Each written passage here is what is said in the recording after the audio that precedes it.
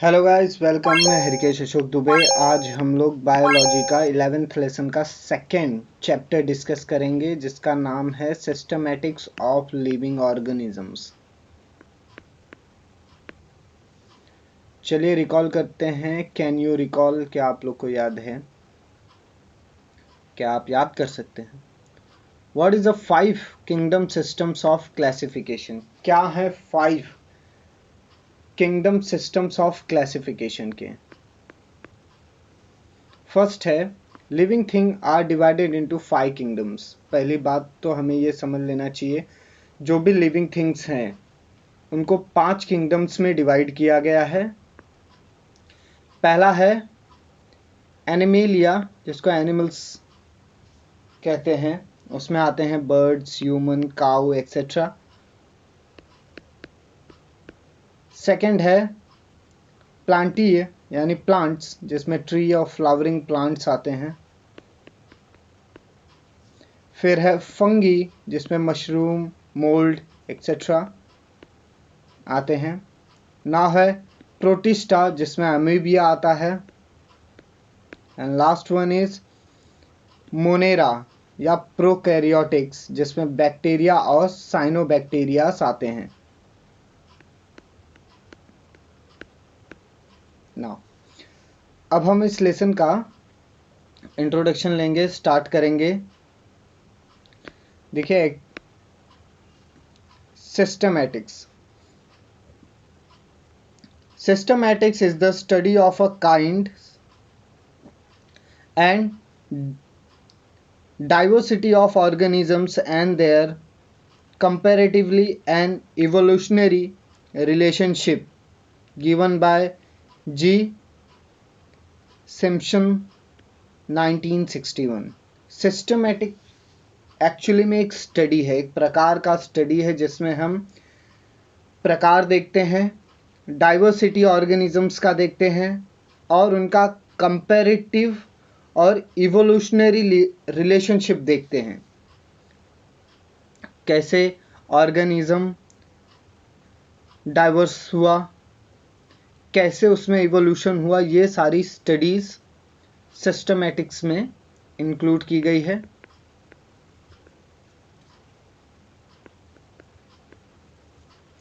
टॉक्सोनॉमी। अब टॉक्सोनॉमी दो वर्ड से मिलके बनता है। एक है टैक्सिस, जिसका मतलब होता है अरेंजमेंट। दूसरा है नॉमोरियस यानी लॉ यानी कि रूल। टॉक्सोनॉमी यानी अरेंजमेंट ऑफ रूल्स हम देखेंगे, कैसे रूल्स को अरेंज किया गया है लिविंग ऑर्गेनिजम्स के स्टडी के लिए। Taxonomy means classification following certain rules और प्रिंसिपल्स। टॉक्सोनॉमी का मतलब होता है ऐसे क्लासिफिकेशन करना इस तरीके से कि वो कुछ सर्टेन रूल्स को फॉलो करे, कुछ प्रिंसिपल्स को वो फॉलो करे। The term taxonomy was first introduced by A.P. de Candolle, Swiss Brontista in 1778 to 1841। जो टर्म टॉक्सोनॉमी है उसको A.P. डी कैंडेला ने इंट्रोड्यूस किया था और स्विस बेंटेनिस्ट ये स्विस के बोटेनिस्ट थे।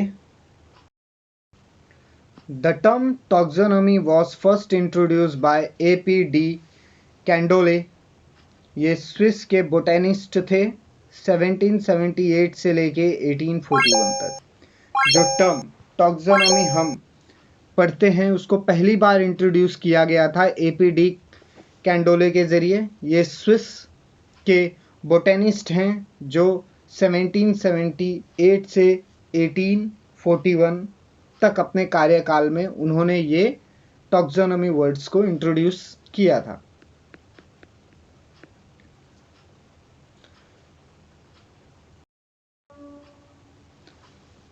अब हम क्लासिफिकेशन देखने वाले हैं। This classification is based on similarities and dissimilarities among the organism. ये जो क्लासिफिकेशन है ये इस बात के ऊपर बेस है कि क्या सिमिलैरिटीज होती हैं और क्या डिससिमिलैरिटीज हैं ऑर्गेनिजम्स के अंदर। ऑर्गेनिजम्स के अंदर क्या सिमिलर है क्या सिमिलर नहीं है, उसके ऊपर ये क्लासिफिकेशन बेस है। पहला है आर्टिफिशियल, दूसरा है नेचुरल, तीसरा है फाइलोजेनेटिक। आर्टिफिशियल देखते हैं।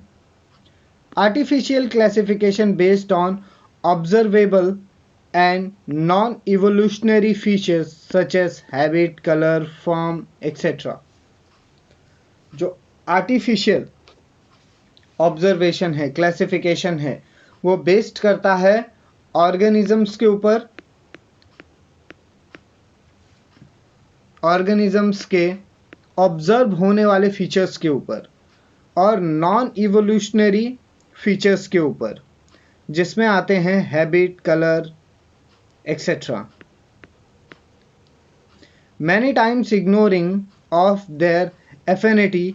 Affinity का मतलब है यहाँ पे मैच। हम बहुत बार क्या होता है कि इग्नोर कर देते हैं उनकी एफिनिटी को, यानी उनके मैच को। रिलेशनशिप विथ अदर ऑर्गेनिज्म, जो मैच कर रहा है, जो रिलेशन है दूसरे ऑर्गेनिजम्स के साथ, उसको हम बहुत बार इग्नोर कर देते हैं। जैसे कि लिनानियस। लिनानियस का मतलब होता है creating a system of naming and plant and animal systems of classification. जैसे कि जब भी हम उनका नेम देते हैं प्लांट या एनिमल्स को, हम उनके अदर रिलेशनशिप को उनके दूसरे ऑर्गेनिजम्स के साथ मैच नहीं करते, उनके एफिनिटी को मैच नहीं करते जब भी हम सिस्टम ऑफ क्लासिफिकेशन करते हैं। Now, natural classification based on objectively. जो नेचुरल क्लासिफिकेशन है वो बेस्ड है ऑब्जेक्टिवली के ऊपर, यानी उसके जो भी ऑब्जेक्ट्स हैं उसके ऊपर। Example Bentham and hookers systems of classification. Natural classification में बेंथम और हुकर का क्लासिफिकेशन माना जाता है। Bentham and hookers were two British biologists that give an extensive classification of a seed producing plant.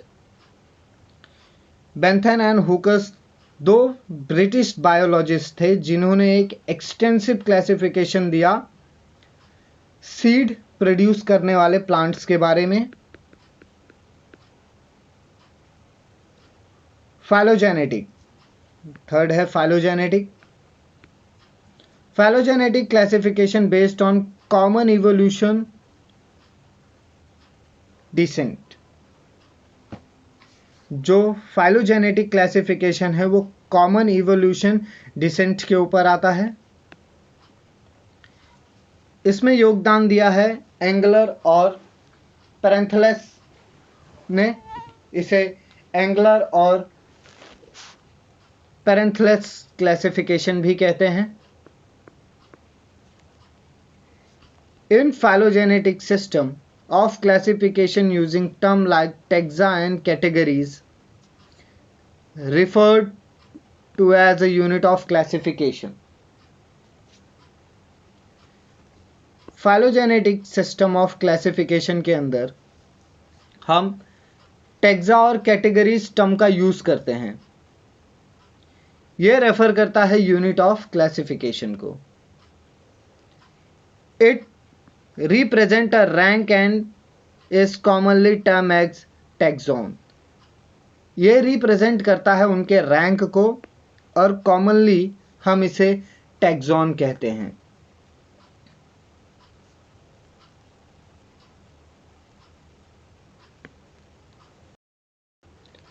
अभी हम प्लांट किंगडम का taxon classification देख लेंगे।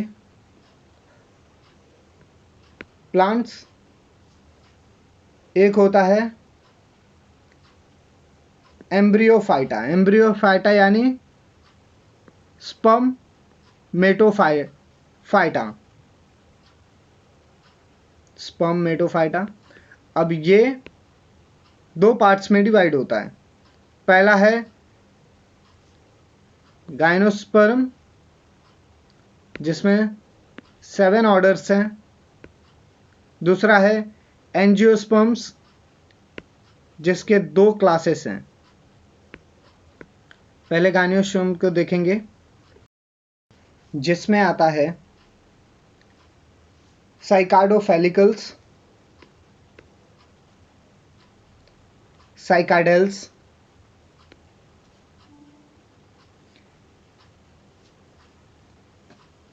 बेनेटिटेल्स, बेनेटिटेलिस, गिंगागोलेस, कॉनिफेरल्स,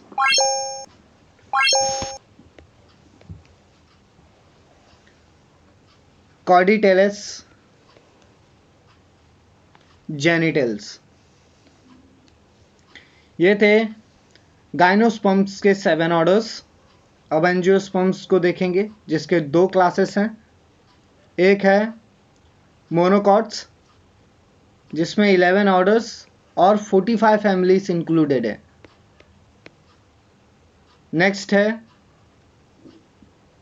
डाइकॉट जिसमें 44 ऑर्डर्स और 261 फैमिलीज इंक्लूडेड है। ये फर्दर 2 पार्ट्स में डिवाइड होता है। एक है आर्चिचेलामेडेस जिसमें 33 ऑर्डर्स हैं, और फिर है मेटा कैलामेडी जिसमें 11 ऑर्डर्स हैं।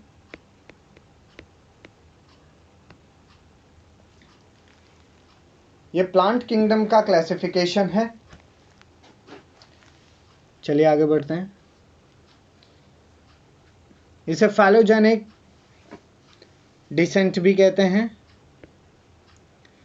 जिसमें आएगा बैक्टीरिया। अब हम फाइलोजेनेटिक डिसेंट का क्लासिफिकेशन देखेंगे जिसमें आएगा बैक्टीरिया, आर्चिया, यूक्रेओटा, और ये है उनका प्रॉपर क्लासिफिकेशन। ये जो क्लासिफिकेशन है ये एक ट्री फॉर्म में रिप्रेजेंट किया गया है, जैसे कि आप देख सकते हैं। यहाँ पे एनिमल है, यहाँ पे फंगी है, प्लांट्स है, एक्सेट्रा। इसे आप देख लें। ये सिर्फ आपके अंडरस्टैंडिंग के लिए ये डायग्राम यहाँ पे इंट्रोड्यूस किया गया है, कैसे एक ही चीज से ये 3 अलग अलग ब्रांचेस निकली हैं। ये जो ब्रांच है ये बैक्टीरिया को रिप्रेजेंट कर रहा है, ये जो प्लांट है ये आर्कियाई को रिप्रेजेंट कर रहा है, और ये जो एरिया है ये यूकेरियोटा को रिप्रेजेंट करता है। तो आप इसे देख सकते हैं आराम से वीडियो को पॉज करके। चलिए हम आगे बढ़ते हैं।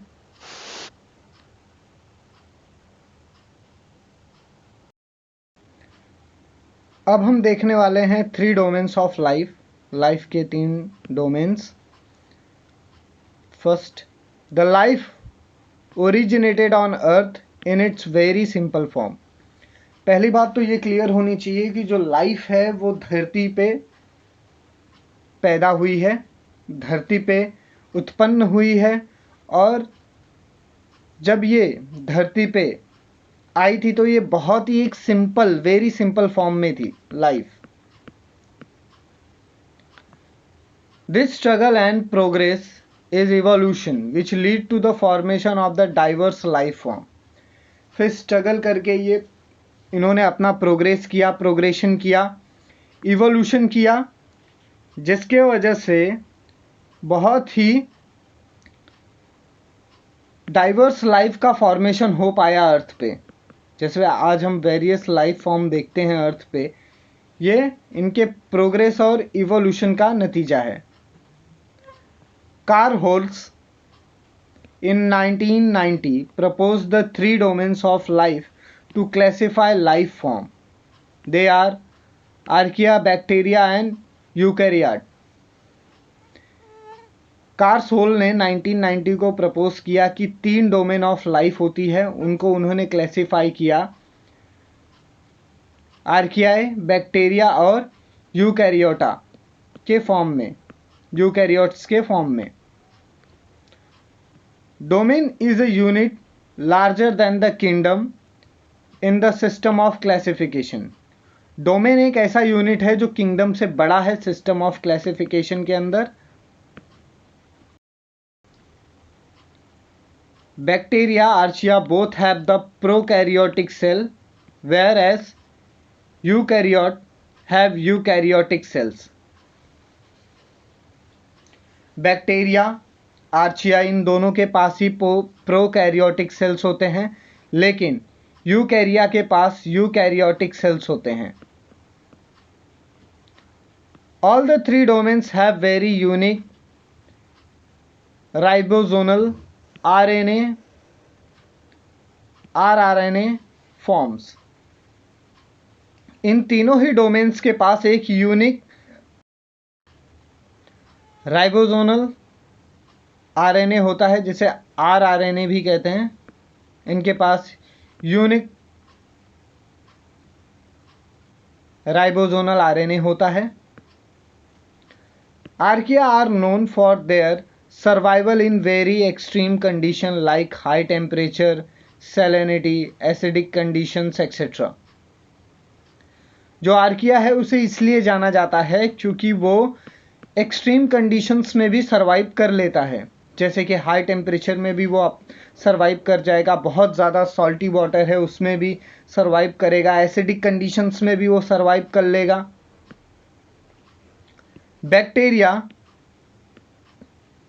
thought are prokaryotic differ from archaea in structure of cell walls।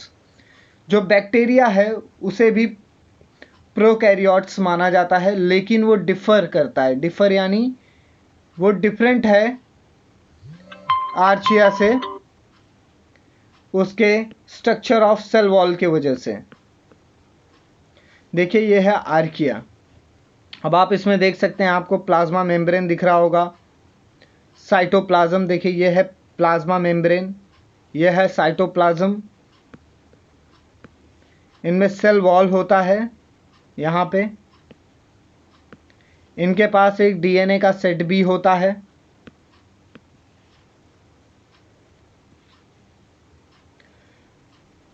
फेल्गेरा होता है इनके पास, पीली होता है, और राइबोसोम्स होते हैं। बैक्टीरियल सेल का अगर मैं कंपैरिजन करूं तो उसके पास भी राइबोसोम्स हैं, साइटोप्लाज्म है, न्यूक्लियाई डीएनए है, पिल्स है, प्लाज्मिड्स हैं, इंक्लूजन बॉडी है, कैप्सूल्स हैं, सेल वॉल्स हैं, साइटोप्लाज्मिक मेम्ब्रेन है और फ्लैगेलम है। तो ये था डिफरेंस आर्किया और बैक्टीरिया सेल्स के बीच में। ये है यूकैरियोटिक सेल। आप देख सकते हैं कि ये यूकैरियोटिक सेल पूरी तरीके से डिफरेंट है। इनमें आर्किया और बैक्टीरिया सेल्स के कंपैरिजन में बहुत ही ज़्यादा डाइवर्स स्ट्रक्चर पाया गया है। इसमें होता है माइक्रोट्यूबुलस, माइटोकॉन्ड्रियन, सेंट्रियोल्स होते हैं, वैक्यूल्स होते हैं, साइटोसाई होता है, रफ एंडोप्लाज्मिक रेक्टिलम होता है, और ऐसे ही बहुत सारी डिफरेंट चीज़ें हमें यूकैरियोटिक सेल में देखने को मिलती है। Eukaryotic cell protist, fungi, animal, plants में पाया जाता है। इनके पास गोल्जी कॉम्प्लेक्स होता है, लाइजोसोम्स होते हैं, फ्लैगेलम होता है, प्लाज्मा मेम्ब्रेन होता है, स्मूथ एंडोप्लाज्मिक रेक्टिलम होता है, एक्सेट्रा। उम्मीद करता हूँ आपको यहाँ तक समझ में आया होगा। चलिए आगे बढ़ते हैं। आप वीडियो को पॉज करके 3 डोमेन्स ऑफ लाइफ के 8 पॉइंट्स राइट डाउन कर लें, डायग्राम ड्रॉ कर लें।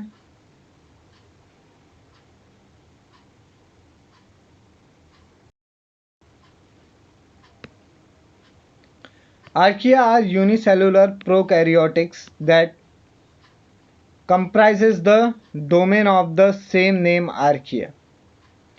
Archaea एक यूनिसेलुलर प्रोकैरियोटिक्स होते हैं जो कंप्रेस करते हैं domain of the same name, जिनके पास उनके डोमेन का भी सेम नेम होता है, archaea. Archaea are a group of microorganisms that are similar to but evolutionary distance from bacteria. Archaea microorganisms होते हैं जो दिखने में तो बैक्टीरिया जैसे ही होते हैं, लेकिन इवोल्यूशनरी वो डिफरेंट होते हैं। Many archaea have been found living in extreme environment, for example high pressure, salt concentration और temperature।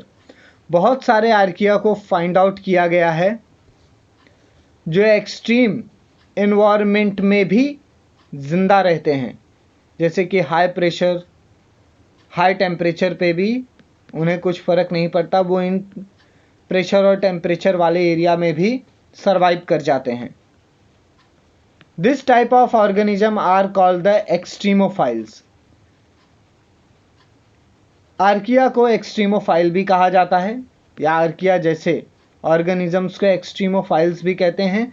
एक्सट्रीमोफाइल यानी एक्सट्रीम कंडीशन या एक्सट्रीम एनवायरनमेंट में रहने वाला ऑर्गेनिज्म। आर्किया के बारे में कुछ फैक्ट्स जान लेते हैं। No archaea species can do photosynthesis. कोई भी आर्किया का स्पीशीज फोटोसिंथेसिस नहीं कर सकता। Archaea only reproduce asexually. Archaea अपने आप को रिप्रोड्यूस करता है, अपनी जनरेशन को आगे बढ़ाता है asexually. Archaea show a high level of horizontal genes transfer between the lineage. जो आर्किया है वो हाई लेवल का हॉरिजॉन्टल जीन्स ट्रांसफ़र करता है लीनेज के बीच में। Many archaea live in a extreme environment. बहुत सारे आर्किया हैं जो एक्सट्रीम एनवायरनमेंट में रह जाते हैं। Unlike bacteria, no archaea produce spores. Bacteria की तरह कोई भी आर्किया स्पोर्स को प्रोड्यूस नहीं करता। देखिए ये है आर्किया बैक्टीरिया, आर्किया बैक्टीरियम भी इसे कहते हैं। इसके पास साइटोप्लाज्म होता है,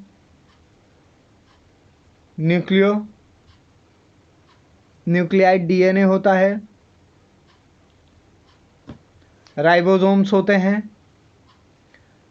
प्लाज्मा मेम्ब्रेन होता है, सेल वॉल होता है, कैप्सूल होते हैं, पिलूस होता है और फ्लैग्लम होता है।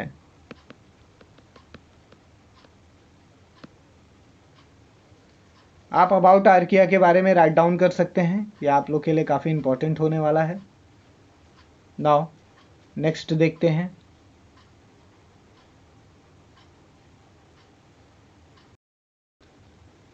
नेक्स्ट है बैक्टीरिया।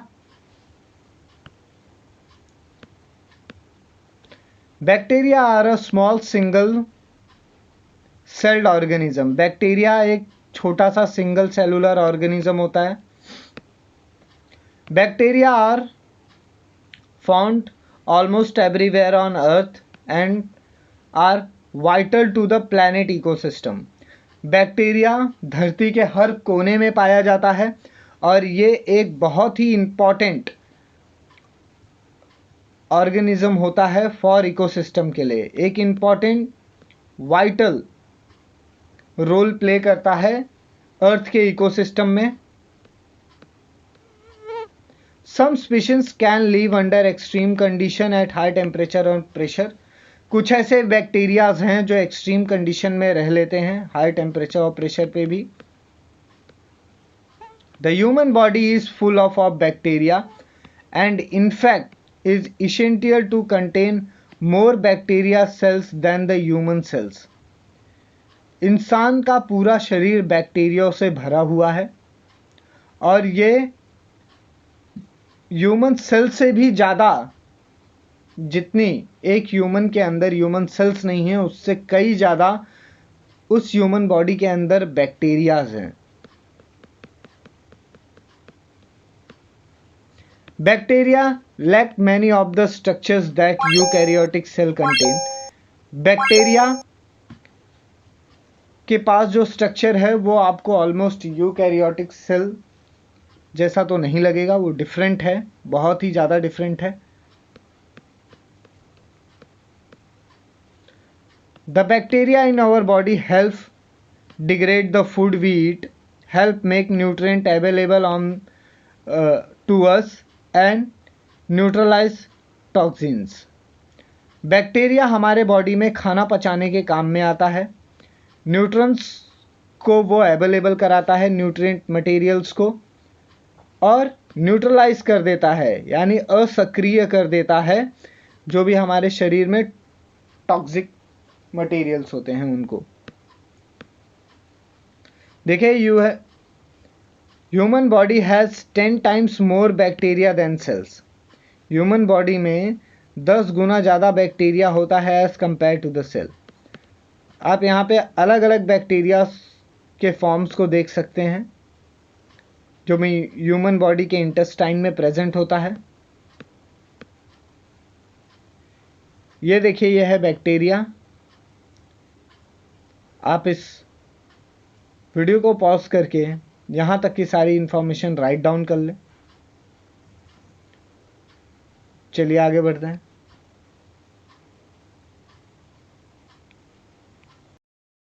चलिए देख लेते हैं आर्चिया और बैक्टीरिया के कुछ सिमिलैरिटीज़ और डिसिमिलैरिटीज़। देखिए, ये जो सर्कल है ये आर्किया को रिप्रेजेंट करेगा और ये सर्कल बैक्टीरिया को रिप्रेजेंट करेगा। इनमें सिमिलैरिटीज़ क्या है तो, और ये वो एरिया है जहाँ पे दोनों में सिमिलैरिटीज़ हम यहाँ पे राइट डाउन करेंगे, देखेंगे। एक तो इनके अंदर प्रोकैरियोटिक सेल होते हैं दोनों में ही। ये दोनों ही मोनेरा किंगडम से बिलोंग करते हैं, दोनों ही सिंगल सेल्ड ऑर्गेनिज्म हैं। ऑटोट्रॉफिक और हेटरोट्रॉफिक, ये ऑटोट्रॉफिक और हेटरोट्रॉफिक दोनों ही स्टेट में पाए जाते हैं। अब आर्किया, ये लीव कर सकते हैं एकदम एक्सट्रीम कंडीशन में, live in extreme condition. Extreme condition मतलब जैसे सॉल्टी वाटर में, हाई टेम्परेचर पे, मीथेन के अंदर भी ये जिंदा रह सकते हैं। Have different chemical composition then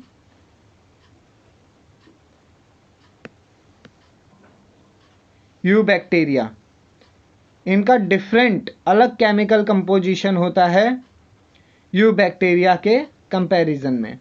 now अब बैक्टीरिया के बारे में देखते हैं। Found in and on us, ये मिलता है हमारे शरीर के अंदर और शरीर के बाहर। फूड, विटामिन्स, न्यूट्रेंट, ये हमारे शरीर में फूड, विटामिन्स और न्यूट्रेंट को बनाने के काम में आता है। फूड को डिग्रेडेट करता है, विटामिन और न्यूट्रिएंट्स को ये बॉडी के अंदर प्रॉपर अमाउंट में प्रोड्यूस करता है। ऑल्सो काजेस डिजीज, बैक्टीरिया के वजह से बीमारियां भी होती हैं।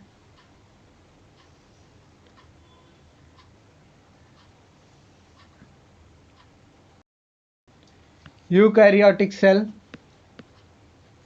Eukaryotes are the organism whose cell contain a nucleus and other membranes bound organelles।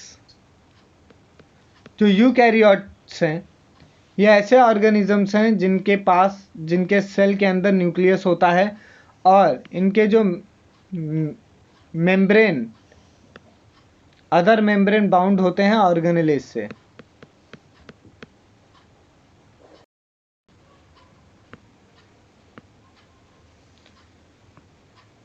There is a wide range of eukaryotic organisms included all animals, plant, fungi, protists as well as most algae. Eukaryotic cells के बहुत ही wide range पाई जाती है eukaryotic organisms के अंदर, जैसे कि eukaryotic cell animals, plant, fungi और यहाँ तक कि अलगाए के अंदर भी पाए जाते हैं।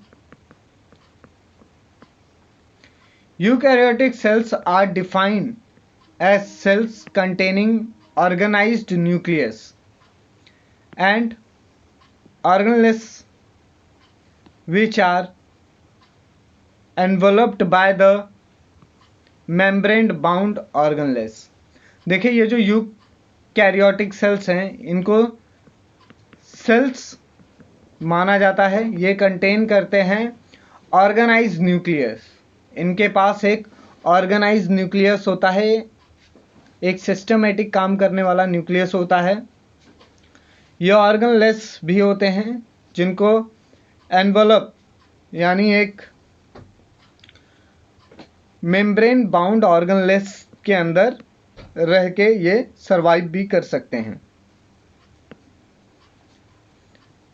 अ मेम्ब्रेन बाउंड न्यूक्लियस, पहली बात तो इनकी जो इम्पोर्टेंस है, इनका मेम्ब्रेन जो है वो बाउंड करता है न्यूक्लियस को। Numerous membrane bound organelles including the endoplasmic reticulum, Golgi apparatus, Golgi aperture, chloroplast and mitochondria. इनका जो नंबर ऑफ मेम्ब्रेन बाउंड करता है ऑर्गनलेस को, उसमें एंडोप्लाज्मिक रेक्टेलम आ जाता है, गोल्गी अपर्चर आ जाता है, क्लोरोप्लास्ट आ जाता है, माइटोकॉन्ड्रिया आ जाता है। इन सारी चीज़ों को जो यूकैरियोटिक सेल है वो बाउंड करके रखते हैं। सल्वर रॉड शेप्ड क्रोमोसोम्स, ये कुछ रॉड शेप क्रोमोसोम्स को भी कंटेन करते हैं, बाउंड करके रखते हैं। एग्जाम्पल देखिए, यहाँ पे यूकैरियोटिक और प्रोकैरियोटिक सेल्स का हमने डायग्राम ले लिया है ना। जो यूकैरियोटिक सेल है तो उनके पास न्यूक्लियस होता है, न्यूक्लियस होती हैं, न्यूक्लियाइस, माइटोकॉन्ड्रिया होता है। प्रोकैरियोटिक सेल और यूकैरियोटिक सेल में राइजोसोम्स कॉमनली पाए जाते हैं, कॉमन होता है। प्रोकैरियोटिक सेल के पास भी न्यूक्लियोइड होता है, कैप्सूल होते हैं, फ्लैगेलियम होता है, सेल वॉल होता है, सेल मेम्ब्रेन होता है। तो ये था different structures of eukaryotics and prokaryotic cells. आप इसे राइट डाउन कर लें, यह आप लोग के लिए काफ़ी इंपॉर्टेंट होने वाला है।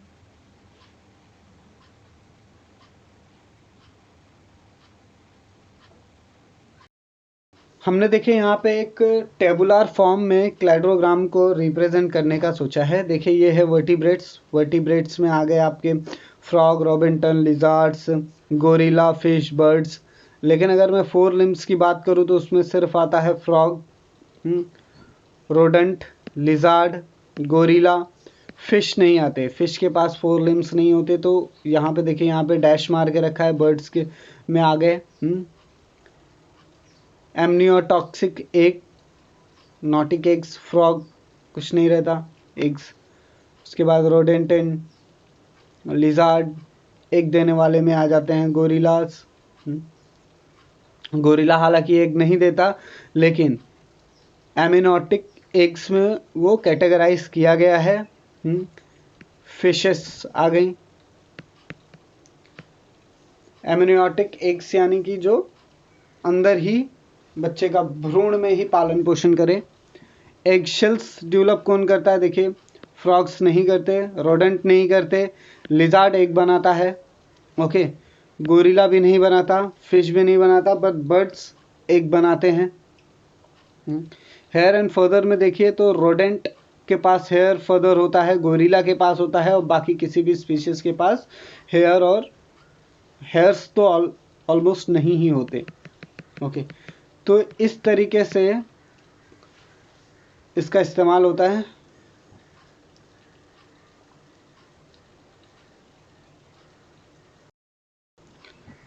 नेक्स्ट है phylogeny. It is a evolutionary relation of organism. ये एक इवोल्यूशनरी रिलेशन है ऑर्गेनिजम्स का। It is a important tool in classification as it take into account not merely the morphological study but also the relationship of one group of organism with other group of life। देखिए, ये एक important tool है classification करने के लिए। ये ध्यान में रखते हुए कि जो मॉर्फोलॉजिकल स्टडी होती है, रिलेशनशिप होता है एक ऑर्गेनिज्म और दूसरे ऑर्गेनिजम्स के लाइफ के बीच में, उसे देखा जाता है फैलोगामी में। The system helps to understand the evolution and also focus on the similarities of their metabolic functions। देखिए, ये जो सिस्टम है ये समझने में हेल्प करता है कि कैसे इनका इवोल्यूशन हुआ है, और ये फोकस करता है उन सिमिलैरिटीज़ के बीच में जो मेटाबॉलिक फंक्शंस प्रेजेंट होते हैं ऑर्गेनिजम्स के अंदर। होरेसिस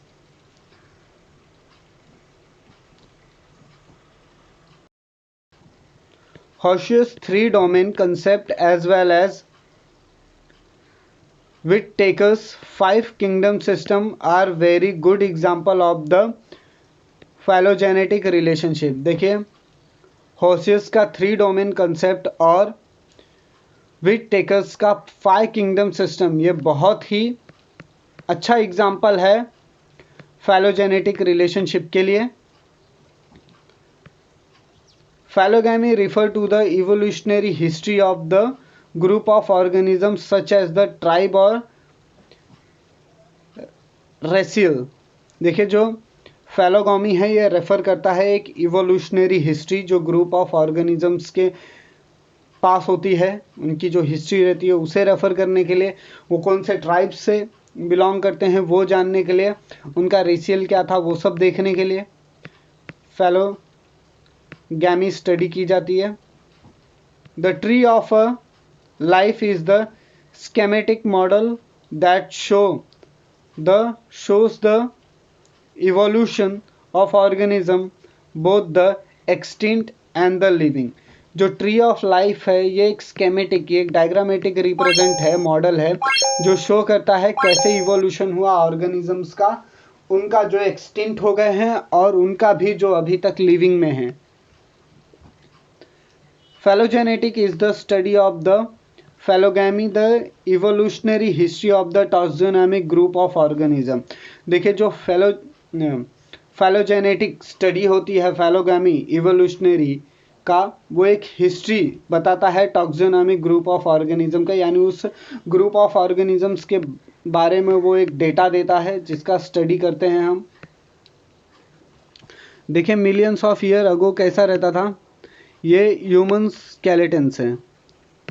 अगर मैं होमो सेपियंस का देखूँ तो उनका हेड कुछ इस तरीके से रहता है। होमो निएंडरथलेस का देखो तो ऐसा रहता है। ओके, ऐसे ही वेरियस अलग अलग जैसे जैसे इनका इवोल्यूशन हुआ है वैसे वैसे इनका स्कल चेंज हुआ है। सबसे पहले ऐसा रहता था ह्यूमन स्कल, फिर वो थोड़ा डेवलप होके थोड़ा मॉडिफाई हुआ, फिर थोड़ा और मॉडिफाई हुआ, ऐसे ही अलग अलग स्टेजेस में वो लगातार मॉडिफाई होते गया, और आज फाइनली हमारे पास जो स्कल है वो कुछ ऐसा है, होमो सेपियंस जैसा है। ओके, यह होमो इरेक्टस का स्कल। ओके, तो आप इसे देख के समझ सकते हैं कि कैसे फैलोगोमी के ज़रिए हमें ये स्टडी करने के लिए इजी हो गया है।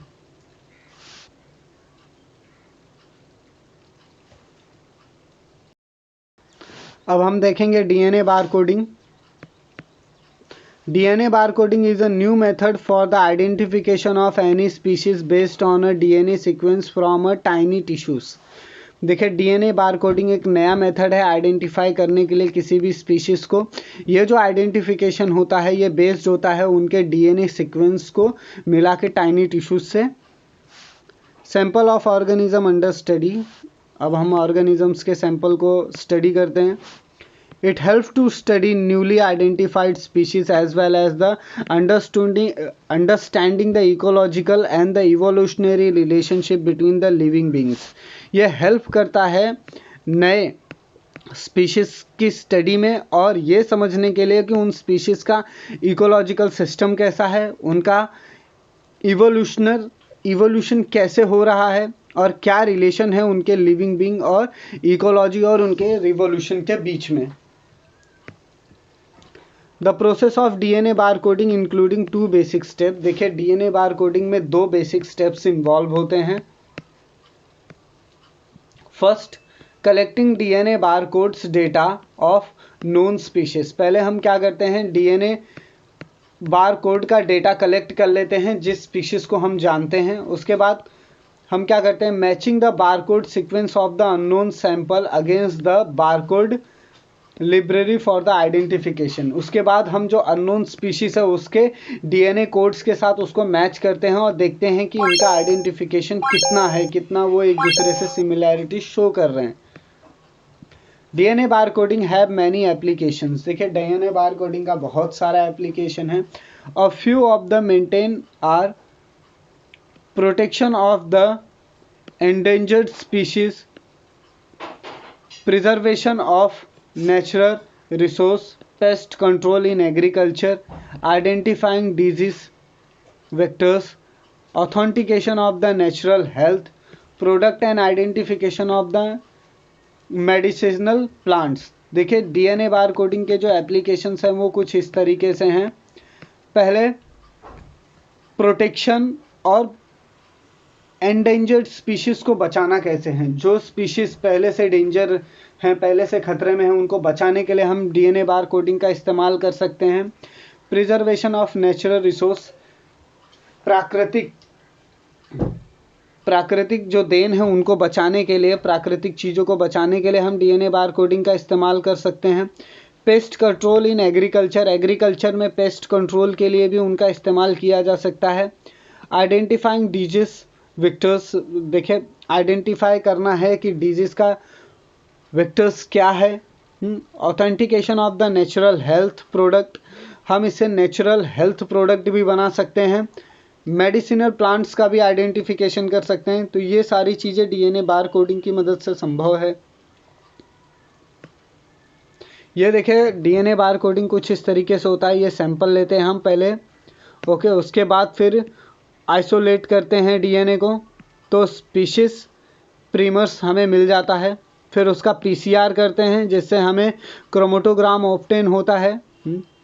Meeting the DNA barcode standard, फिर हम उसे बारकोड स्टैंडर्ड से मिले हुए डेटा को जोड़ के देखते हैं, इंटीग्रेट करके देखते हैं।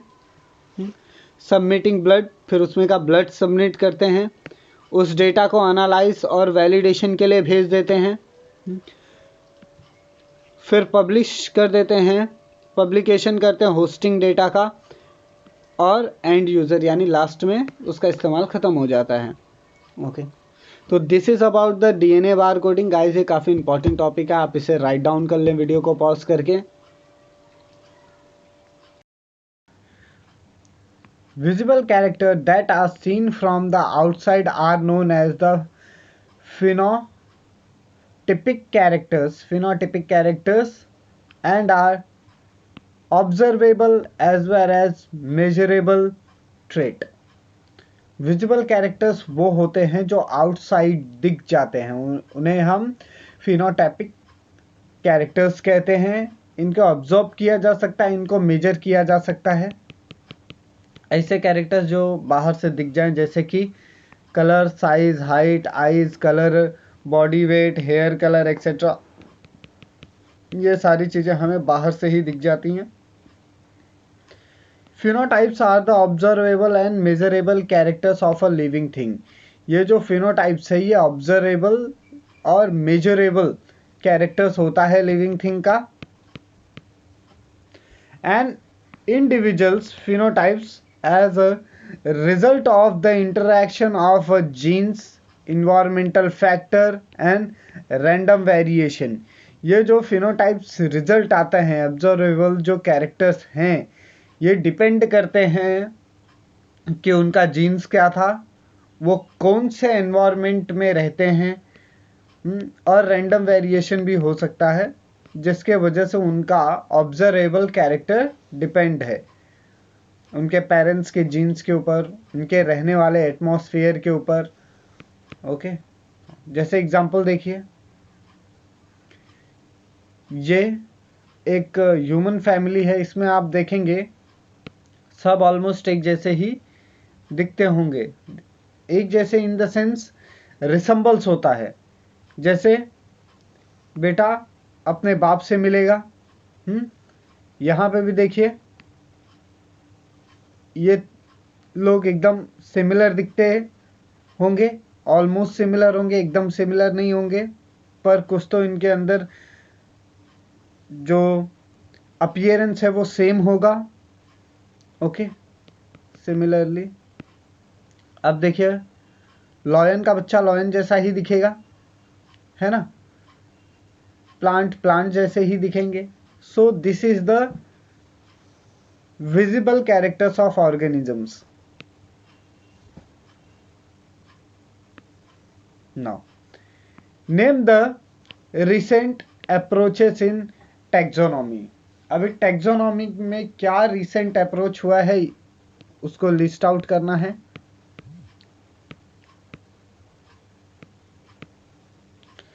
पहले हम कुछ क्लासिकल टैक्सोनॉमी को पढ़ लेंगे, उसके बाद हम मॉडर्न टैक्सोनॉमी के पास जाएंगे। It is called the old systematic of alpha taxonomy. देखिए क्लासिकल टैक्सोनॉमी को एक जूना सिस्टमैटिक टैक्सोनॉमी कहते हैं, या इसे अल्फा यानी पहला टैक्सोनॉमी भी कहते हैं। Okay, it is pre Darwinian. ये प्री डार्विननेस है, यानी ये डार्विन थ्योरी का है। डार्विननेस यानी Darwin theory. Species is consider as a basic unit and it is static. यहाँ पे स्पीशीज को एक बेसिक यूनिट बताया गया है और वो स्टैटिक होते हैं, ये भी बताया गया है। Classification is mainly based on the morphological characters. इसमें जो क्लासिफिकेशन है वो मॉर्फोलॉजिकल कैरेक्टर पे डिपेंड करता है। This system is based on the observation of few samples और इंडिविजुअल्स। ये जो सिस्टम बेस्ड है ये कुछ ऑब्जर्वेशन, सैंपल के ऑब्जर्वेशन और कुछ इंडिविजुअल्स के ऊपर बेस्ड रहता है। अब हम मॉडर्न टैक्सोनॉमी के बारे में पढ़ेंगे। It is called the new systematic और ओमेगा टैक्सोनॉमी। इसे नियो सिस्टमैटिक और ओमेगा टैक्सोनॉमी भी कहते हैं। It is a post Darwin Charles Darwin theory. ये पोस्ट चार्ल्स डार्विन थ्योरी है। Species is consider as dynamic entity and even changing. इसमें species को एक डायनेमिक एंटिटी बताया गया है और वो लगातार चेंज हो रहे हैं, ये भी बताया गया है। Classification is based on the morphological, reproductive characters and phylogenetic relationship of organisms, evolutionary relationships of organisms। ये जो क्लासिफिकेशन है ये बेस्ड होता है मॉर्फोलॉजिकल, रिप्रोडक्टिव कैरेक्टर्स के ऊपर, फाइलोजेनेटिक यानी इवोल्यूशनरी रिलेशनशिप ऑफ ऑर्गेनिजम्स के ऊपर। This system is based on the observation of a large number of sample. ये जो सिस्टम है ये बेस्ड करता है observation of large number of sample, यानी बहुत सारे सैंपल को ऑब्जर्व करके फिर ही ये कंक्लूजन दिया गया है।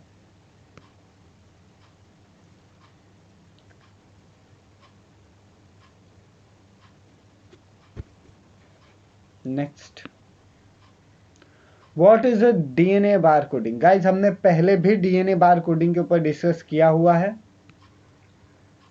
यहाँ पे एक बार फिर से हम डिस्कस कर लेंगे।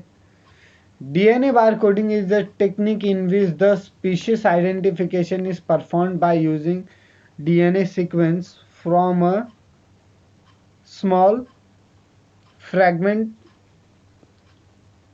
or genomes.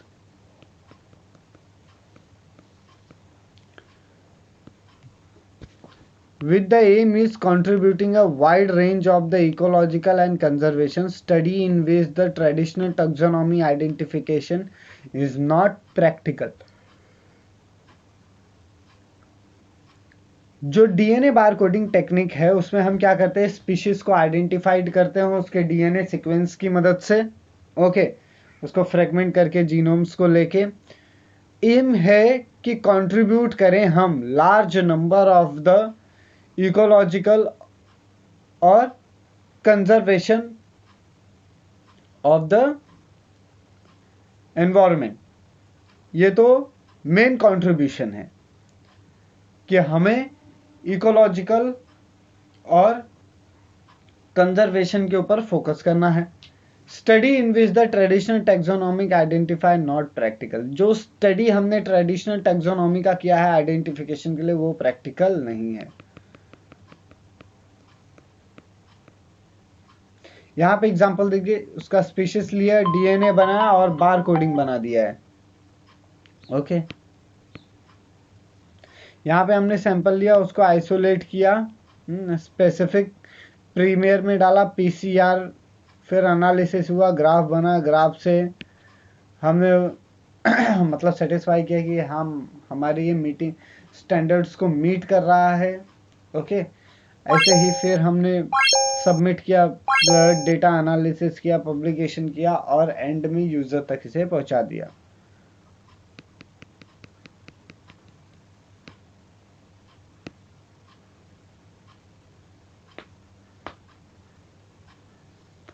Okay, now fourth question है, what is a evolution? Evolution क्या है? In biology, evolution is the change in the characteristics of species over a several generation and release on the process of natural selection.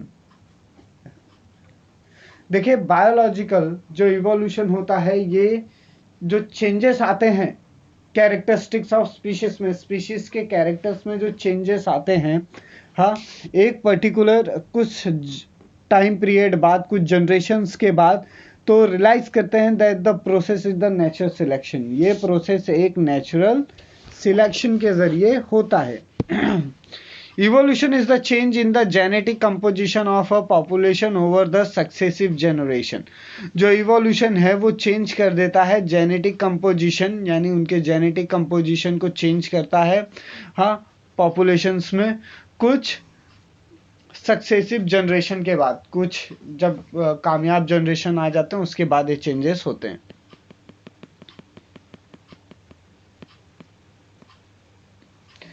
जैसे देखिए, पहले chimpanzee था, फिर दो पैरों पे चलने लगा, फिर उसने हथियार का इस्तेमाल भी करना सीख लिया, ओके, और फाइनली आज इंसान आदमी बन चुका है। तो ये है इवोल्यूशन, यानी कैसे हम मंकी से इंसान बने, this come under the section of evolution. यहाँ पे अलग अलग बर्ड्स हैं जिनका इवोल्यूशन हुआ है उनके टाइम पीरियड के साथ, आपसे देखिए, रेफर करें, ये आप लोग के लिए काफी इंपॉर्टेंट है। चलिए आगे बढ़ते हैं। Analyse the use of the taxonomy.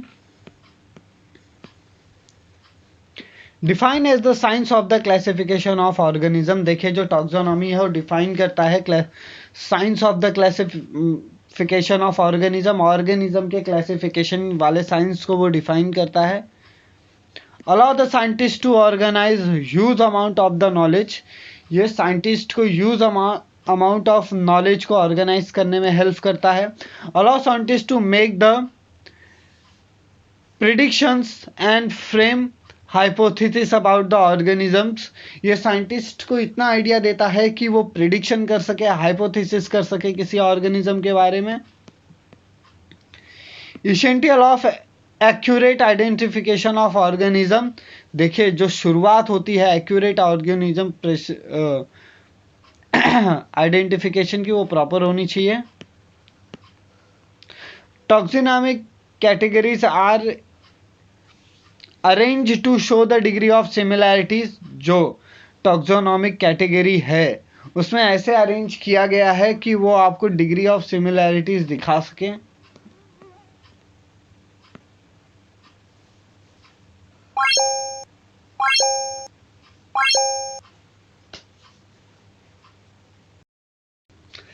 टॉक्सोनॉमिक categories classification is not a single step process but involves the hierarchy of a step in which each step represent a rank और कैटेगरी। देखिए क्लासिफिकेशन जो है वो एक सिंगल स्टेप प्रोसेस नहीं है, इसमें बहुत सारे स्टेप्स इन्वॉल्व होते हैं जो रिप्रेजेंट करते हैं रैंक या कैटेगरी को। Since the category is the part of overall taxonomic arrangement, it is called the taxonomic characteristic।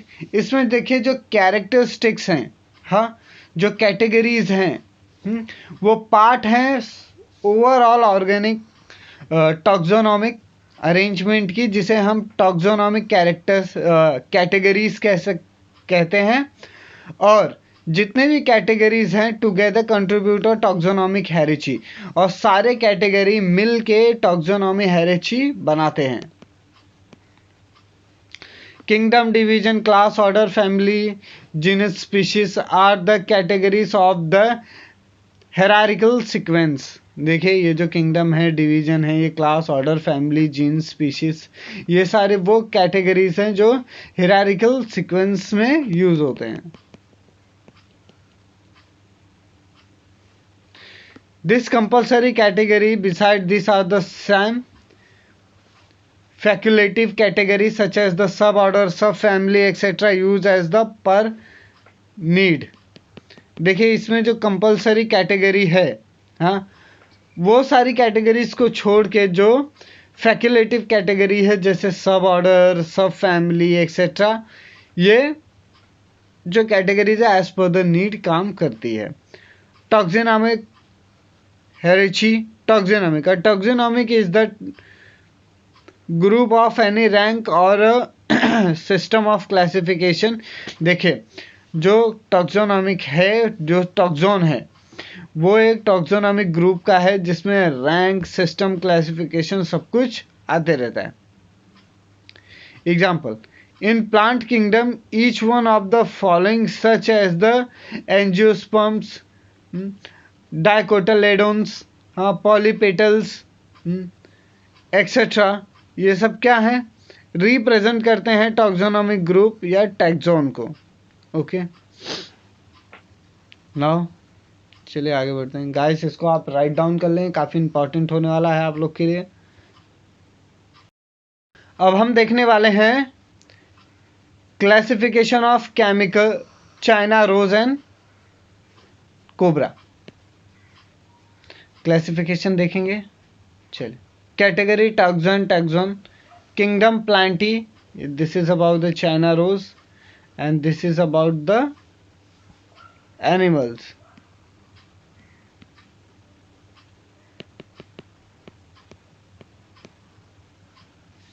Okay now kingdom plantae animalia, division phylum angiospermae कोटाडाटा, क्लास है इसका डाइकोटालेडोन्स और इसका है रेप्टेलिया, सब क्लास है पॉलीपिटल्स एंड इसका डाइप्साइडा, सीरीज है थैलामिफोलेरिया, नहीं कुछ भी नहीं है उसका, ऑर्डर है मालवेलिस स्क्वे और सेकंड है स्क्वेमाटा फैमिली है, मालवेकिया, एलेपिया, जीनोस जीन्स है, हेबिस्कस नाजा।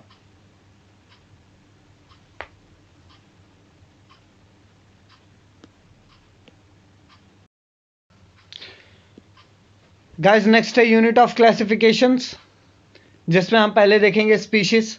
अ species is the principal nature taxonomic unit ranking below the genus denoted by the Latin binomial consider as the basis unit of the classification. देखिए जो species है ये एक principal nature taxonomic unit होता है जिसको जीन्स के नीचे का रैंकिंग मिला हुआ है। इसको पहली बार donated by the Latin binomial, एक लैटिन बाइनोमियल थे, उन्होंने पहला डिनोट किया और इसको यूज किया जाता है as a unit of the classification. ये क्लासिफिकेशन के यूनिट की तरह काम करता है।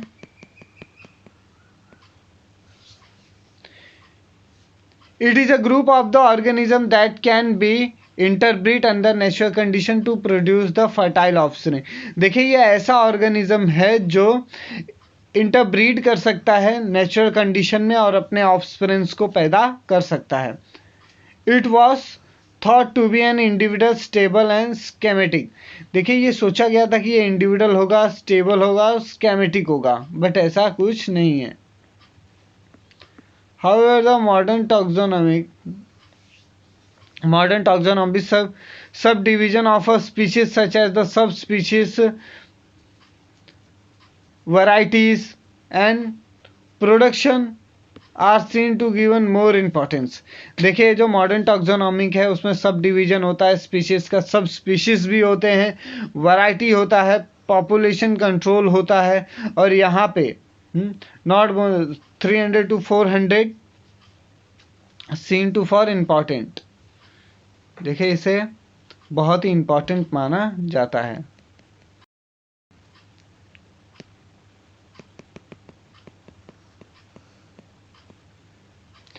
Genus is a taxonomic ranking of or category larger than the species used in the biological classification of living and fossil organism. देखिए जीन्स जो है टॉक्सोनॉमिक रैंकिंग में वो थोड़ा सा ऊपर है स्पीशीज से और लार्जर है। ये बायोलॉजिकल क्लासिफिकेशन में बहुत ज़्यादा हेल्प करता है, भले वो बायोलॉजिकल चीज लिविंग हो या नॉन लिविंग ऑर्गेनिज्म हो। Genus is a group of species bearing close resembles to one another and their morphological characters, but they do not interbreed like tiger, leopard, lion and other belongs to the same genus of panther।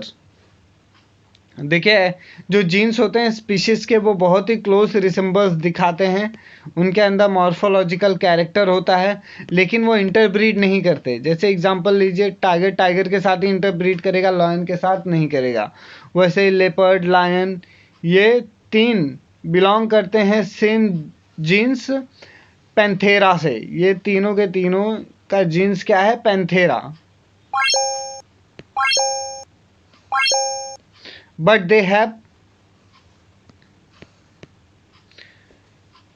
have the common character yet are the different from each other because their genes is same but the species is different।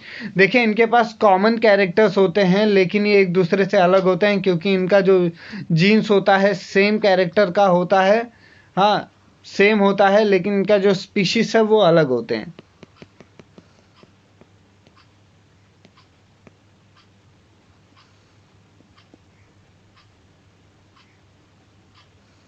Okay.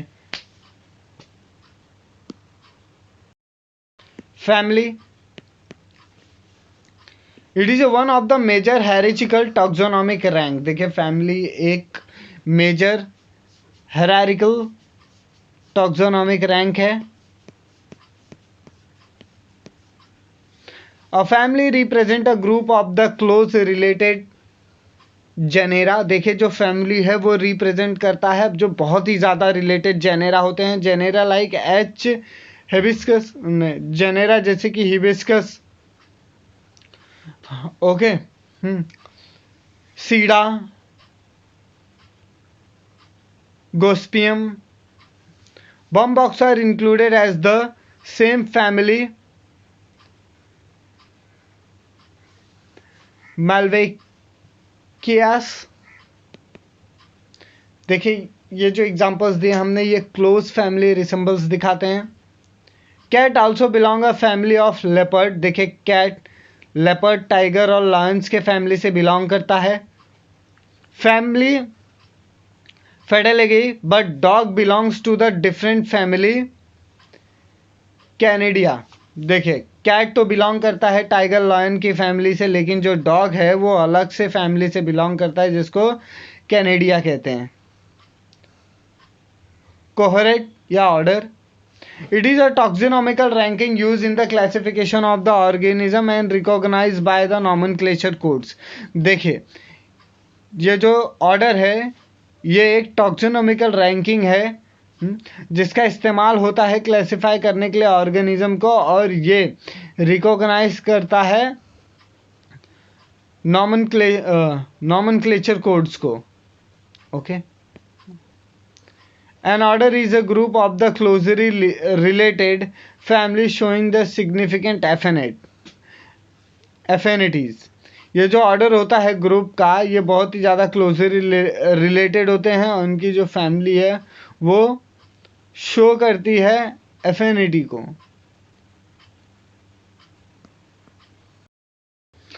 Order two step above the family is the taxonomical hierarchy. जो order है दो step अबो है family को, taxonomical hierarchy है. Members belong to the same order but different family में show the very few dissimilarities. जो members होते हैं वो बिलोंग करते हैं सेम ऑर्डर, सेम फैमिली के ऑर्डर से, बट उनके अंदर बहुत ही ज़्यादा डिसिमिलैरिटीज होती हैं. फैमिली पापावेरा, सेकिया, brassicaceae, capparidaceae etc. are parietal plantation are grouped into the order of Parathales. Family of dog and cat through a different, they belongs to the same order of the Carnivora. देखिए जो family होती है dog और cats की वो different होती है, लेकिन वो सेम फैमिली कार्निवोरा से बिलोंग करते हैं.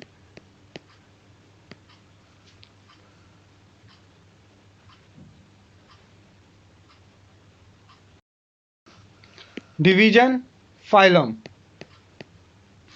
The division is the category composed of the related class और डिवीजन. जो डिवीजन है ये कैटेगरी है जो कंपोस्ट करता है रिलेटेड क्लास. एग्जाम्पल के DNA. Angiosperms includes two classes. देखिए एंजियोस्पर्म्स में दो क्लासेस होता है, एक होता है डाइकोटिलेडन्स एंड मोनोकोटिलेडन्स. इनमें दो क्लासेस होते हैं, डाइकोटिलेडन्स और monocotyledons. In animal classification division is the sub unit of the category और फाइलम. देखिए जो एनिमल्स का अगर मैं क्लासिफिकेशन करूं तो उसमें डिवीजन जो होता है वो सब यूनिट ऑफ द कैटेगरी में होता है और फाइलम्स में होता है. सब किंगडम. अब देखिए सब किंगडम क्या है. Different divisions having the same similarities from the sub kingdom. देखिए अलग अलग डिविजन्स हैं लेकिन उनके अंदर सिमिलैरिटीज है सब किंगडम्स की. Example the division of the angiosperms and gymnosperms will be the sub kingdom of the. ये जो डिवीजन है एंजियोस्पर्म के और गाइनोस्पर्म के, वो उनके सब डिवीजन है. यानी एंजियोस्पर्म का सब डिवीजन है फेनोरोग्राम्स और गाइनोस्पर्म्स का है स्पर्मेटोफाइटा. किंगडम ये एक हाईएस्ट टॉक्सोनॉमिकल कैटेगरी होता है जो कंपोस्ट करता है अलग अलग टाइप के ऑफ द सब किंगडम्स को. एग्जाम्पल लीजिए सब किंगडम, फेनोरोग्राम्स एंड क्रिप्टोग्राम्स. यह है एग्जाम्पल सब किंगडम के, फेनोरोग्राम्स, क्रिप्टोग्राम्स. जहाँ से ये जो प्लांट्स हैं और इंडिविजुअल्स हैं वो all the elements included kingdom animalia इन सबको प्रोटेक्ट करते हैं, जितने भी किंगडम्स हैं एनिमेलिया को कंसीडर करके, ये सब किंगडम्स के पार्ट हैं। The taxonomic characteristics which we have consider to be far are bordered categories. देखिए, ये जो टैक्सोनॉमिकल कैरेक्टरिस्टिक्स होता है, इसको हमने क्या कंसीडर किया हुआ है, इनके पास ब्रॉड कैटेगरीज है, जो साइंटिस्ट हैं वो ऐड करते हैं सब कैटेगरीज इस ऑर्डर के और प्लेस करते हैं टैक्सोनॉमिक मोर साइंटिफिक मैनर, और इनको ऐसे ज़्यादा से ज़्यादा साइंटिफिक मैनर में रिप्रेजेंट किया जाता है। आपने ऑब्जर्व किया रहेगा, जो भी हायर टैक्सोनॉमिकल लेडर्स होते हैं उसमें number of common characters decrease होते रहते हैं। अगर ज़्यादा बड़ा है टैक्सोनॉमिकल की सीढ़ी तो नंबर ऑफ कॉमन कैरेक्टर्स क्या होते रहेंगे, डिक्रीज होते रहेंगे।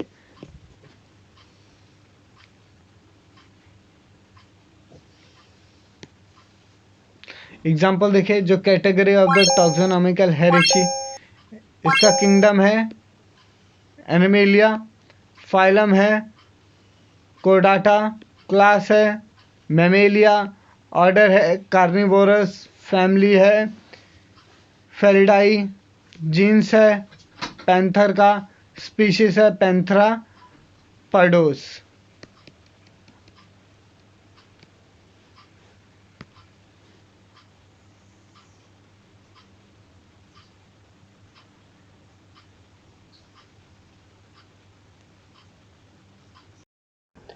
If we are comparing two organisms that are related to each other only by division or phylum label, their classification may become difficult. अगर हम कंपैरिजन करें ऑर्गेनिज्म का सिर्फ इन बातों को ध्यान में रखते हुए, जैसे कि उनका डिवीजन देख के, फाइलम लेवल देख के, तो उनका जो क्लासिफिकेशन है वो काफ़ी डिफ़िकल्ट हो जाएगा। By horseshoe and as are considered to be different species or animals. Why? क्यों horsey और as ने कंसिडर किया different species और animals को, देखते हैं। A horse and as belong to the same genes but are of different species. जो horse है और as है ये belong करते हैं सेम जीन्स से, लेकिन इनका स्पीशीज जो है वो डिफरेंट है। They live in a same kind and produce मुल ऑन इंटरब्रीडिंग। देखिए, जब ये सेम प्रकार से ही रहते हैं और मुल प्रोड्यूस करते हैं इंटरब्रीडिंग के वक्त, the mules are still and can not produce offsprings. ये जो मुल्स हैं ये स्टेरली होते हैं और कैन नॉट प्रोड्यूस नहीं कर सकते ऑफस्प्रिंग्स को। Hence horse and ass are considered to be different species. इसके लिए हॉर्स और एस को अलग अलग स्पीशीज कंसीडर किया गया है। Make a flow chart showing taxonomic hierarchy. देखिए, हमें ऐसा फ्लोइंग चार्ट शो करना है जो टैक्सोनॉमिक हेरिची को शो करे। As we go from species to kind, the number of common character goes on decreasing. अगर मैं किसी भी स्पीशीज को उसके स्पीशीज से किंगडम की तरफ जाऊं, कोई भी ऑर्गेनिज्म है पहले मैं उसका स्पीशीज देखता हूं फिर किंगडम तक ऐसे ही जाता हूं, तो उनका जो कॉमन कैरेक्टर्स है वो डिक्रीज होने लगेगा, उनके बीच में कॉमन कैरेक्टर्स मिलने मुश्किल हो जाएंगे। Lower the taxa more the characters that the numbers with in the taxon share. देखिए, जितना कम टैक्सा होगा, टैक्सा यानी उनका डेटा जितना ही कम होगा, कैरेक्टरिस्टिक्स जो नंबर्स में हैं वो टैक्सन शेयर्स के अंदर ही होंगे। Higher the category greater is the difficulty of determining the relation of two taxa of the same level. जितना हायर कैटेगरीज में हम जाएंगे उतना मुश्किल हो जाएगा उनके टैक्सा, उनके इंफॉर्मेशन, कलेक्टेड इंफॉर्मेशंस के बीच में रिलेशनशिप करना एक सेम लेवल पे।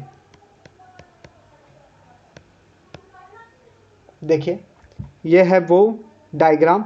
मैं किंगडम से अगर स्पीशीज की तरफ जाऊं तो उनके बीच में जो कैरेक्टर्स हैं वो डिक्रीज होने लगेंगे। ओके, यहाँ पे एनिमल्स हैं, फिर कॉर्डेट्स हैं, मैमल्स हैं, प्रीमेट्स हैं, होमोनॉइड्स हैं, होमो हैं, होमोस्पीशियंस हैं।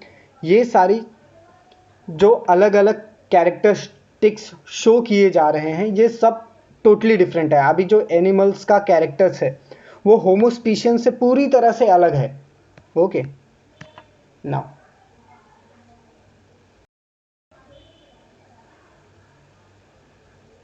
अब हम देखेंगे नॉमेनक्लेचर।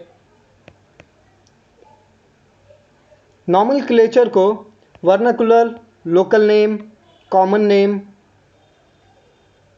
ये सारी चीज़ें पहले हम देख लेंगे। नॉमेनक्लेचर में क्या होता है, कॉमन नेम, वर्नाकुलर नेम्स क्या हैं, लोकल नेम्स क्या हैं, वो देखेंगे। दूसरा होता है नॉमेनक्लेचर में साइंटिफिक नेम्स। अगर मैं वर्नाकुलर या लोकल या कॉमन नेम की बात करूं तो ये वाइडली डिस्ट्रीब्यूटेड है ऑर्गेनिजम्स में। Large number of common names ही हैं हमारे पास, मतलब हम ज़्यादा करके ऑर्गेनिजम्स को उनके कॉमन नेम से ही जानते हैं। Pansy, viola, tricolor, grown up in most European and American gardens had about 50 common English names। देखिए एक पेंसी है, इसके यूरोप और अमेरिका के गार्डन्स में 50 से भी ज़्यादा कॉमन नेम्स हैं।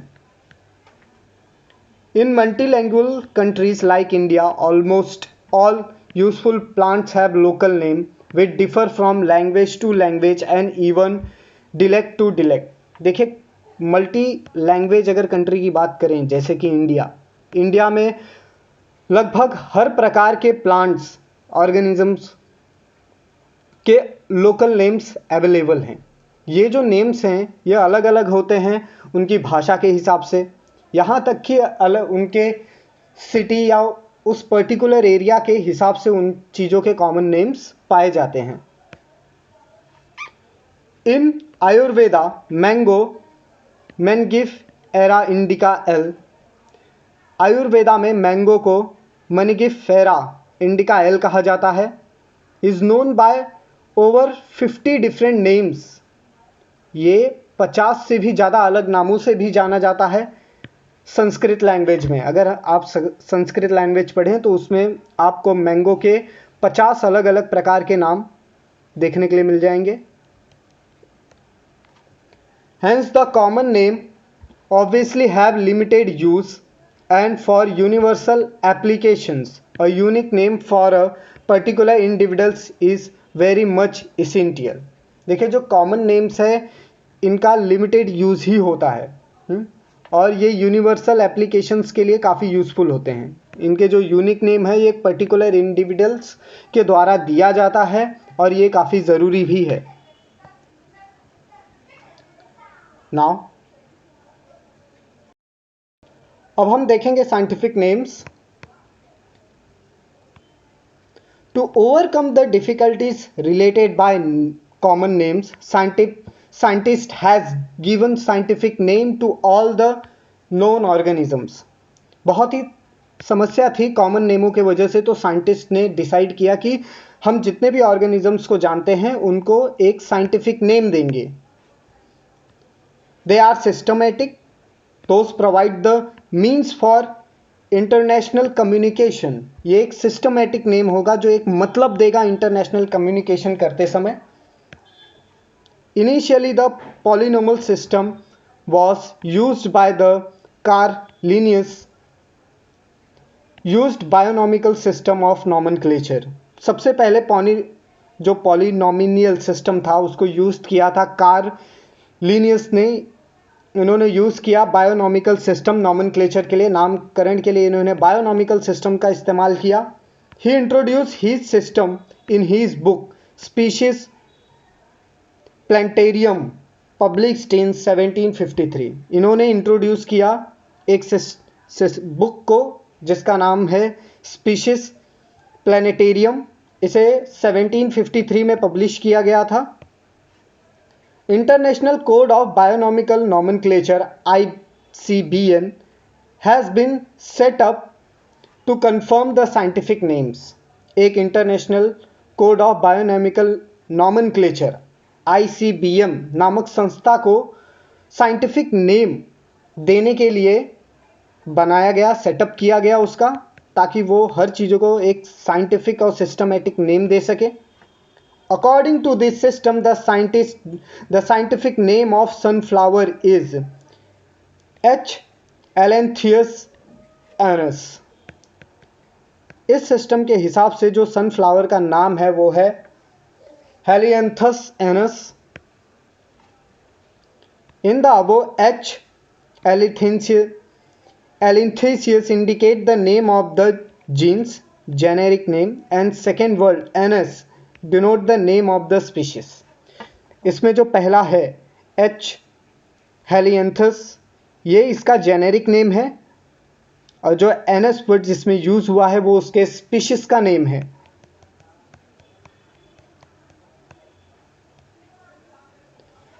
Before 2011, the code which was set up to confirm the scientific name ICBN means International Code of Bionomical Nomenclature। 2011 से जो कोड था उसका सेटअप किया गया था, उसको कंफर्म किया गया था साइंटिफिक नेम के लिए ICBN। ये एक इंटरनेशनल कोड बायोनॉमिकल नॉमेनक्लेचर सिस्टम देता है। Recently 19th international botanical Congress IBC, देखिए जो 19th इंटरनेशनल बॉटनिकल कांग्रेस है IBC ने इसको हेल्ड किया था सांता क्रूज में।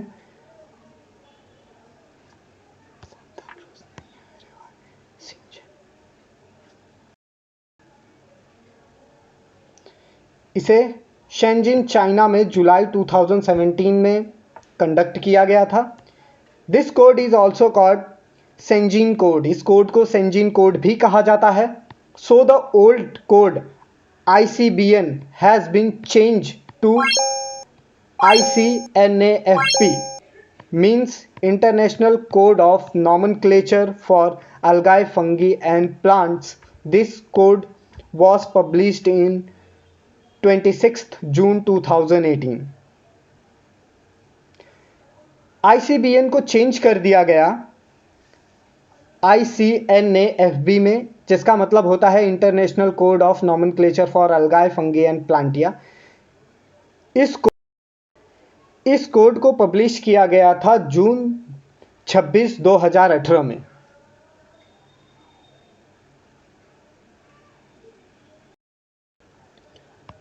The binomial nomenclature system follows the certain rule. जो बायनोमियल नॉमेनक्लेचर सिस्टम है वो कुछ रूल्स को फॉलो करता है, सर्टेन रूल्स को फॉलो करता है। पहला है name of organism is composed of 2 Latin और ग्रीक वर्ड्स। जो ऑर्गेनिज्म का नेम है वो 2 लैटिन या ग्रीक वर्ड से मिलकर बनना चाहिए। Generic name is a simple noun. जो जेनेरिक नेम है वो एक सिंपल सा नाम होता है, नाउन होता है। It should come first and being with capital letter. वो सबसे पहले आना चाहिए और कैपिटल लेटर में ही उसको लिखना है। Species name is to descript adjective which should come later and being with small letters.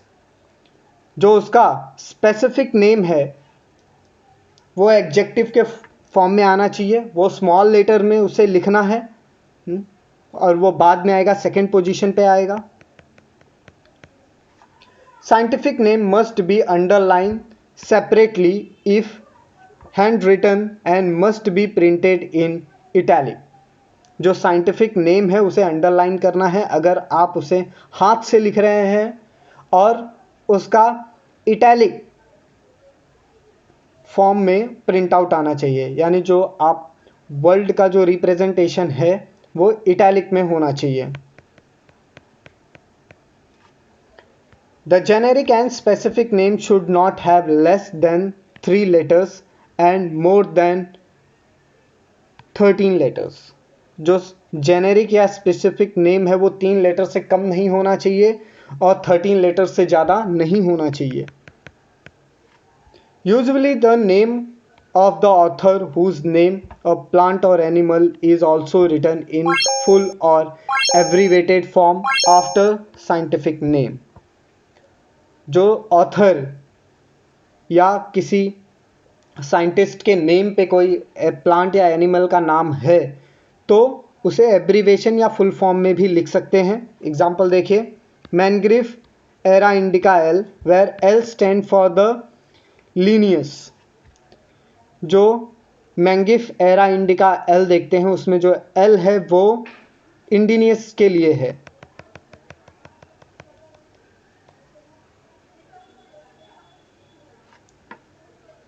The APG system, mangifera indica L, where L stand for Linnaeus. जो मैंगनीफ एरा इंडिका एल है, इसमें जो L word है उसका मतलब होता है Linnaeus. ये साइंटिस्ट का नाम है। जो एपीजी सिस्टम है यानी एंजियोस्पर्म फाइलोगेमी ग्रुप सिस्टम, इसे एपीजी सिस्टम का फुल फॉर्म है एंजियोस्पर्म फाइलोगेमी ग्रुप सिस्टम। ये प्लांट्स के क्लासिफिकेशन के लिए यूज होता है। Is first version of modern mostly molecular based system of plant taxonomy. ये पहला वर्जन है प्लांट्स क्लासिफिकेशन में जो मॉडर्न है, ज़्यादा करके मॉलिक्यूलर बेस्ड सिस्टम के ऊपर रहता है प्लांट टॉक्सोनॉमी के। Published in 1998 by angiosperm phylogeny group. इसे पहली बार 1998 में फाइलोगेमी ग्रुप के जरिए पब्लिश किया गया था। It was replaced by the improved APG2 in 2012, APG3 system in 2009, APG4 system in 2016। बाद में इस चीज़ को रिप्लेस करते गए, इम्प्रूव करते गए। APG2 2003 में लॉन्च किया गया, APG3 ये पब्लिश किया गया 2009 में, APG4 सिस्टम को पब्लिश किया गया 2016 में।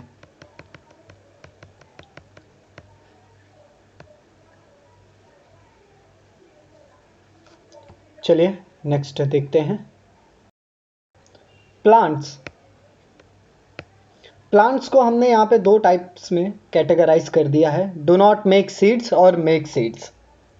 प्लांट हमारे पास दो प्रकार के हैं, एक जो सीड यानी बीज बनाते हैं और एक जो बीज नहीं बनाते। Plants does not make seeds, वो प्लांट्स जो बीज नहीं बनाते, has no true roots stem और लीव्स।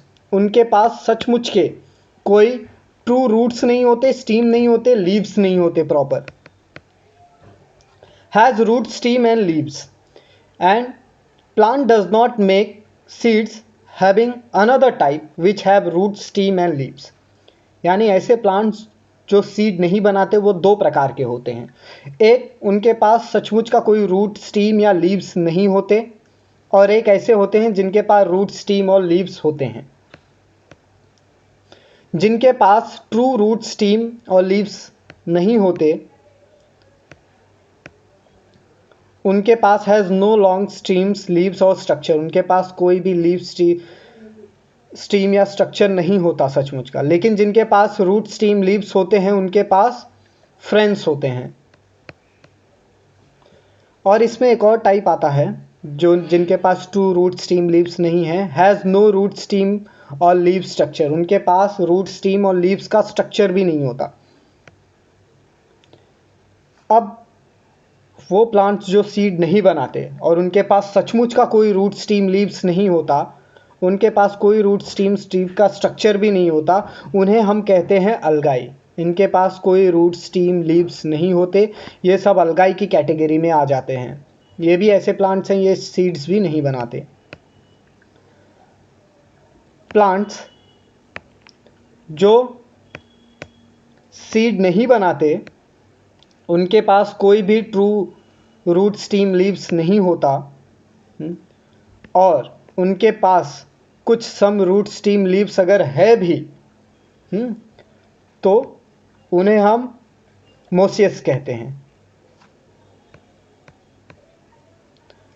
अब मेक सीड्स, ऐसे प्लांट्स जो सीड बनाते हैं वो फर्दर दो टाइप में कैटेगराइज होते हैं। नो फ्लावर, जिनको हम गाइनोस्पर्म्स कहते हैं, और जिनके पास फ्लावर्स होते हैं उन्हें एंजियोस्पर्म्स कहते हैं। यानी ऐसे प्लांट्स जो सीड तो बना रहे हैं उसमें भी एक फ्लावर नहीं देता और एक फ्लावर देता है। तो जो फ्लावर नहीं देते ऐसे प्लांट्स सीड बनाते हैं उन्हें हम गाइनोस्पर्म्स कहते हैं।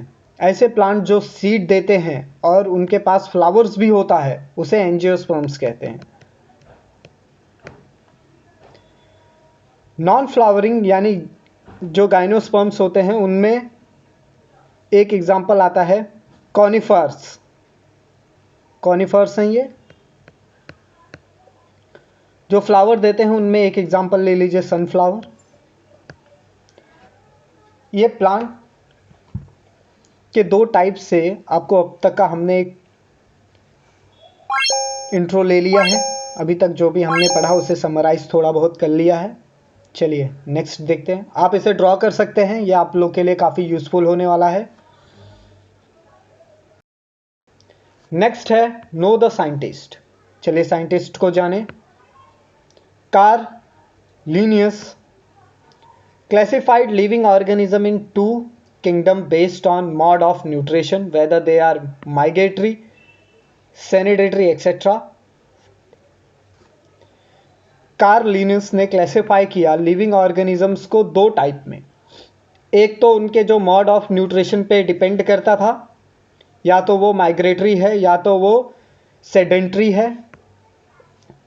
But this broad classification as kingdom Plantia and kingdom Animalia was found inadequate। ये जो ब्रॉड क्लासिफिकेशन है किंगडम प्लांटिया और किंगडम एनिमेलिया के लिए, ये एक इनएडुकेट था। It could not classify the organism that show the characters of both kingdom, for example bacteria, fungi, Euglena. ये क्लासिफाई नहीं करता था ऐसे ऑर्गेनिजम्स को जिनमें दोनों ही किंगडम्स आते हों, जैसे बैक्टीरिया, फंगिया हो गया, etcetera. Hence, to avoid the confusion, scientist R.H. Whittaker 1969 proposed five kingdom system of classification। इस कंफ्यूजन को अवॉइड करने के लिए, टालने के लिए R.H. विथकर ने 1969 में 5 किंगडम वाले सिस्टम का क्लासिफिकेशन पेश किया। This system show the phylogenetic relationship between the organism. ये जो किंगडम है ये शो करता था पाइलोजेनेटिक रिलेशनशिप ऑर्गेनिजम्स के बीच में। द 5 किंगडम्स आर, ये 5 किंगडम हैं। Kingdom monera, kingdom protista, kingdom plantae, kingdom fungi, kingdom animalia. जो इन्होंने 5 किंगडम का क्लासिफिकेशन दिया उनके नाम हैं kingdom monera, kingdom protista, kingdom plantae, kingdom fungi, kingdom animalia. जैसे कि ये हैं वो साइंटिस्ट R.H. विथकर।